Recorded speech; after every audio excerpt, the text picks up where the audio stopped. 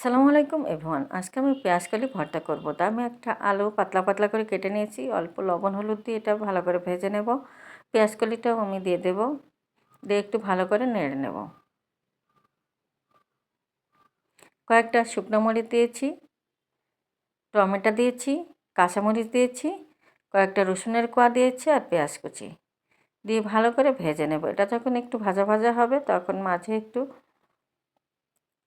চিংড়ি শুটকি দিয়েছি। এটা আমি খোলায় তেলে ভালো করে গরম পানিতে ধুয়ে নিয়েছি।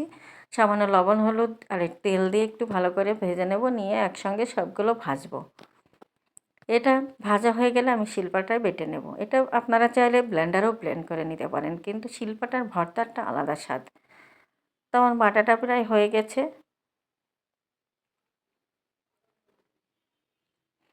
এবার আমি একটু সরিষার তেল দিয়ে মাখিয়ে নিয়েছি। তো আমার রেডি। কার কার ভালো লাগলো এই ভিডিওটা? আল্লাহ হাফেজ।